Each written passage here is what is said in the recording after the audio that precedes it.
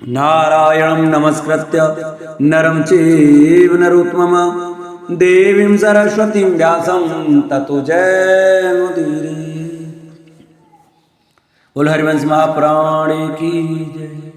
जन्मेजय ने कहा, धर्मात्मा में श्रेष्ठ महामुनि भानुमति का अपहरण, श्री कृष्ण की विजय, देवलोक से छालिक गांधर्व का अनायन और अत्यंत तेजस्वी वृष्णवंशियों की समुद्र में होने वाली दिव्य क्रीड़ा, इन सब का अत्यंत आश्चर्ययुक्त वर्णन मैंने सुना।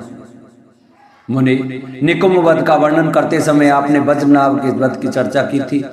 आपकी कृपा से उसे सुनने की लिए मेरे मन में कौतूहल हो रहा है।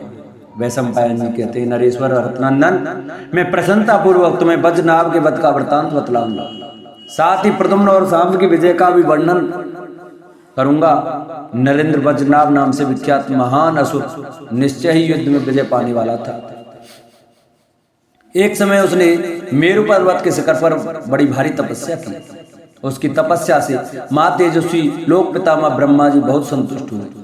उन्होंने प्रसन्न होकर उससे इच्छा अनुसार वर मांगने के लिए कहा। तब उस श्रेष्ठ दानव ने देवताओं से अबद्ध होने का वर मांगा, साथ ही संपूर्ण रत्नों के बने हुए सुंदर वज्रपुर नामक नगर की भी याचना की। भारत, उस नगर में स्वच्छता पूर्वक वायु का भी प्रवेश नहीं होता था। नरेश्वर बिना चिंतन किए ही वहां संपूर्ण मनोवांछित भोगों की प्राप्ति होती रहती थी। जन्मेजय, उस अप्रमेय नगर के चारों ओर शाखा नगरों के मुख्य मुख्य सैकड़ों उद्यान शोभा पाते थे, जो चार दीवारियों से घिरे हुए थे। भारत, उसको मिले हुए वरदान से ही वह नगर रूप उस रूप में प्रतिष्ठित हुआ था। महान असुर वज्रनाभ उस वज्र नगर में निवास करता था। राजन, वर पाए हुए वज्रनाभ को सब ओर से घेरकर करोड़ों देशद्रोही असुर हष्ट पुष्ट और आनंदित हो वज्रपुर में तथा उसके शाखा नगरों के मुख्य मुख्य घिरे हुए उद्यानों में निवास करते थे। अपने को तथा अपने नगर को प्राप्त हुए वरदान से घमंड में भरा हुआ दुष्टात्मा वज्रनाभ संपूर्ण जगत को कष्ट देने के लिए उद्यत हो गए। प्रजानाथ, वह देवलोक में जाकर महेंद्र से बोला, पाक शासन मैं तीनों लोक को प्रशासन करना चाहता हूं। देवगणेश्वर, या तो मेरे लिए देवलोक खाली कर दो अथवा मुझे युद्ध प्रदान कर दो, क्योंकि संपूर्ण जगत पर सभी महामनुष्य कश्यप पुत्रों का समान अधिकार है। कुरुनंदन, तब सुरश्रेष्ठ महेश्वर इंद्र ने बृहस्पति जी के साथ सलाह करके वज्रनाभ से कहा, सौम्य, हम सबके पिता कश्यप मुनि यज्ञ की दीक्षा ले चुके हैं। उनका वह यज्ञ पूर्ण हो जाने पर वे जैसा उचित समझेंगे वैसा हम लोगों के लिए निर्णय कर देंगे। तब उस दानव ने अपने पिता कश्यप के पास जाकर देवराज इंद्र ने जो कुछ कहा था सब कह सुनाया। उसकी बात सुनकर कश्यप जी ने कहा, वत्स, यज्ञ समाप्त हो जाने पर जैसा उचित होगा वैसा करूंगा। तब तक तुम वज्रपुर में चलकर सावधान होकर रहो। पिता का ऐसा कहने पर वज्रनाभ अपने ही नगर को चला गया। उधर महेंद्र देव भी सुंदर द्वार से सुशोभित होने वाली द्वारकापुरी को गए। वहां जाकर अदृश्य होकर ही इंद्रदेव ने भगवान श्री कृष्ण से वज्रनाभ का सारा वृत्तांत कह सुनाया। तब श्री कृष्ण उनसे बोले, देव, वासव, मेरे पिताजी का अश्वमेघ नामक महान यज्ञ उपस्थित है। उसके पूर्ण हो जाने पर मैं वज्रनाभ को अवश्य मार गिराऊंगा। सत्पुरुषों के आश्रयदाता प्रभु, उसके नगर में प्रवेश करने का क्या उपाय है, ये हम दोनों सोचें, क्योंकि वज्रनाभ की इच्छा के बिना वहां वायु का भी प्रवेश नहीं हो सकता। तत्पश्चात श्री कृष्ण के द्वारा सत्कार पाकर देवराज इंद्र चले गए। भारत, जब वसुदेव जी का अश्वमेघ यज्ञ प्राप्त हुआ तब उसमें देवराज इंद्र भी पधारे। जब वह यज्ञ चालू हुआ उस समय सुरश्रेष्ठ वीर देवराज इंद्र और श्री कृष्ण दोनों वज्रपुर में प्रवेश करने के लिए कोई उपाय सोचने लगे। उस यज्ञ में भद्र नामक एक नट ने अपने उत्तम नाट्य के द्वारा महर्षियों को संतुष्ट किया। तब उन श्रेष्ठ मुनियों ने उसे अपने योग्य वर मांगने के लिए कहा। तब देवेंद्र तथा श्री कृष्ण की इच्छा के अनुसार सरस्वती से प्रेरित हो अश्वमेघ यज्ञ में पधारे हुए मुनिवरों को प्रणाम करके देवतुल्य भद्र नामक नट ने इस प्रकार वर मांगा। नट बोला, मुनिवरों, मैं समस्त जुजों के लिए भोजनीय हूँ, सब द्विज मुझे सादर भोजन कराएं अथवा समस्त ब्राह्मण मेरा अन्न भोजन करें।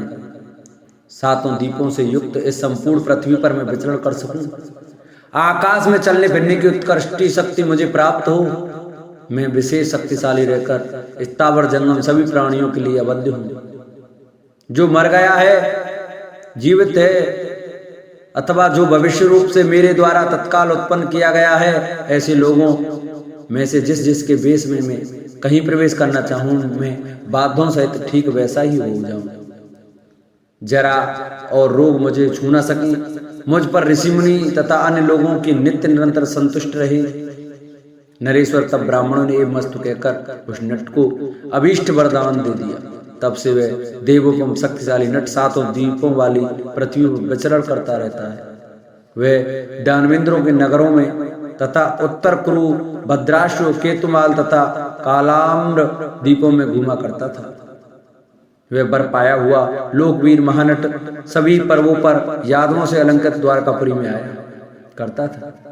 तदंतर देवलोक में निवास करने वाले हंसों को, जो धृतराष्ट्र एवं कश्यप के वंशज थे, देवराज इंद्र ने बुलवाया और उन्हें सांत्वना देकर कहा, हंसो, तुम लोक पिता कश्यप जी के संतति होने के कारण हमारे भाई हो, देव पक्षी हो और देवताओं और पुण्यात्माओं के विमान वाहक हो। इस समय देवताओं के सामने शत्रुवध संबंधी कार्य उपस्थित है, जो हम सब के लिए आवश्यक कर्तव्य है। उस कार्य को तुम्हें पूरा करना है और इस गुप्त मंत्र को किसी तरह फूटने नहीं देना है। देवताओं की इस आज्ञा का पालन न करने पर तुम्हारे ऊपर भयानक दंड भी पड़ सकता है। श्रेष्ठ हंसो, तुम्हारी सर्वत्र अप्रीतिहत गति है। वज्रनाभ के श्रेष्ठ नगर में प्रवेश करना दूसरों के लिए असंभव है। तुम वहां जाकर अंतःपुर की बावड़ियों में विचरो, क्योंकि यह कार्य तुम्हारे ही योग्य है। वज्रनाभ की एक रत्न स्वरूपा कन्या है, जो त्रिलोकी में अतिशय सुंदरी है। उसका नाम प्रभावती है। वह ऐसी प्रतीत होती है मानो चंद्रमा की आभा ही उसकी प्रभा बनकर प्रकाशित हो रही हो। उसकी माता ने गिरिराज हिमवान की पुत्री महादेवी उमा से मिले हुए वरदान के प्रभाव से उस सुंदर मुख वाली कन्या को प्राप्त किया है, ऐसा हमारे सुनने में आया है। हंसो, अपने बंधुओं द्वारा सुरक्षित हुई वह सुंदरी कन्या प्रभावती स्वयंवरा है। स्वयंवर में अपनी इच्छा के अनुसार पति का वरण करेगी। अतः तुम लोग प्रभावती के सम्मुख महात्मा प्रद्युम्न के उत्तम कुल, सुंदर रूप, अच्छे शील स्वभाव तथा नई अवस्था के श्रेष्ठ गुणों का बखान करो। वज्रनाभ की वह सती साध्वी पुत्री जब प्रद्युम्न के प्रति हृदय से अनुरक्त हो जाए, तब एकाग्रचित होकर उसका संदेश तुम्हें प्रद्युम्न के पास पहुंचाना चाहिए। फिर वहां से तुम लोग उस संदेश का उत्तर लाया करो। साथ ही अपनी बुद्धि से भी सोच विचार कर अवसर के अनुरूप कार्य करके मेरा हित साधन करो। तुम्हें वहां अपने नेत्रों और मुख के द्वारा सब प्रकार से प्रसन्नता प्रकट करनी चाहिए। महात्मा प्रद्युम्न के गुणों को उसी प्रकार से बताना चाहिए, जिससे प्रभावती का मन उनमें पूर्णतः अनुरक्त हो जाए। इन सब बातों का समाचार तुम्हें प्रतिदिन मुझे और द्वारका में मेरे छोटे भाई श्री कृष्ण को भी बताना चाहिए। जब तक आत्मज्ञानी वैभवशाली प्रद्युम्न वज्रनाभ की सुंदरी पुत्री प्रभावती को अपनी न बना लें, तब तक तुम्हारा प्रयत्न चालू रहना चाहिए। ब्रह्मा जी के वरदान से घमंड में भरे रहने वाले वज्रनाभ आदि सारे दैत्य देवताओं के लिए अवध्य हैं। वे युद्ध में प्रद्युम्न आदि देव कुमारों द्वारा ही मारे जा सकते हैं। मुनियों का वर प्राप्त करने वाला जो भद्रनामा नट है, उसी का वेश धारण करके प्रद्युम्न आदि यादव वज्रनाभ का विनाश करने के लिए उसके नगर में जाएंगे। ये तथा और भी समयोचित कर्तव्य प्राप्त हो, उन सबको हमारा प्रिय करने की इच्छा से तुम लोगों को पूर्ण करना चाहिए। हंसो, वहां वज्रनाभ के अभिष्ट प्रदेश में देवताओं का किसी तरह भी प्रवेश नहीं हो सकता, यह सर्वथा निश्चित है।